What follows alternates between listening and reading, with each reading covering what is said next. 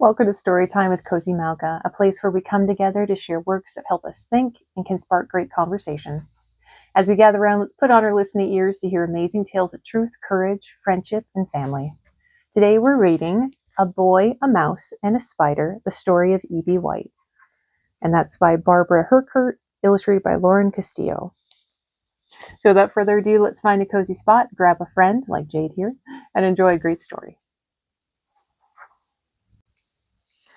Today's story is A Boy, a Mouse, and a Spider, the story of E.B. White by Barbara Herkert, illustrated by Lauren Castillo. When young Elwyn White lay sick in bed, a bold house mouse befriended him. Elwyn made a home for his companion. If Mother knew, she would not approve. Elwyn tucked his fearless comrade in the pocket of his sailor suit. The pair conducted dusty expeditions to the attic and musky inspections of the horse barn.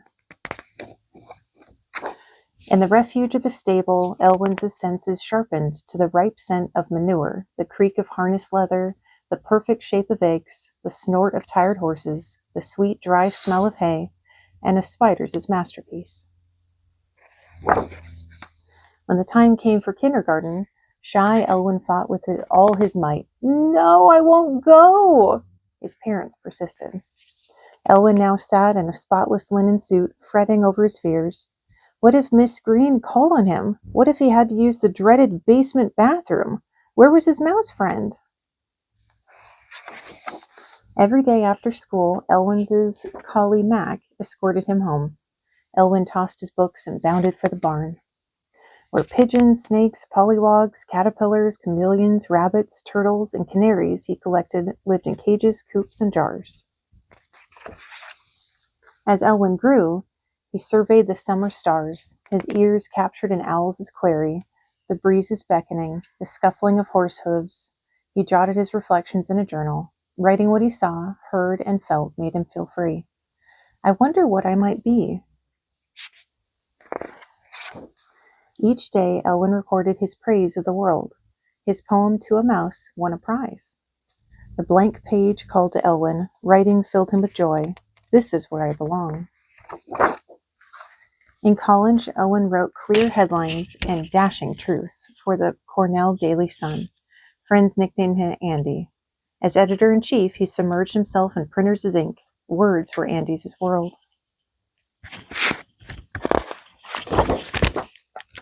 A mouse appeared to Andy on a train one night in a dream. The dapper chap was completely dressed with a hat and cane.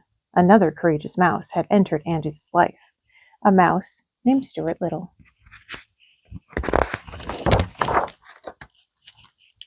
When he came home for the holidays, 18 nieces and nephews begged Andy for a story. He spun Stuart's tales for his eager audience. At every visit back to Summit Avenue, Andy added episodes of the Mouse Boys' quest. After college, Andy worked for the New York Magazine.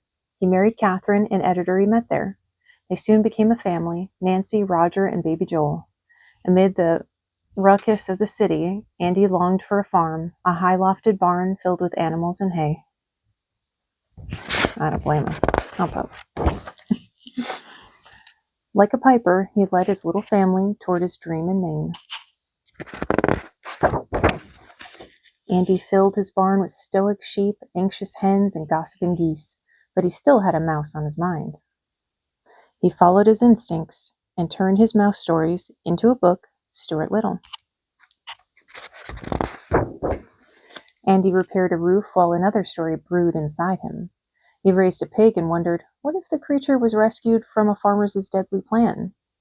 In an old boathouse, with a mouse for company, Andy tapped out his ideas. But who would be the story's hero? One cold October evening, Andy watched a spider spin. He climbed a ladder for a closer look. He'd found the hero of his story, Charlotte A. Kvetica. She rewove destiny with words. In the gleaming strands of her web, Charlotte formed the bond of friendship. E.B. White celebrated life through a mouse's journey, the pact between a pig and a spider, and the power of words. He basked in the seasons, the peace of the barn, the beauty of the world. His stories capture the glory of nature and the comfort of hope.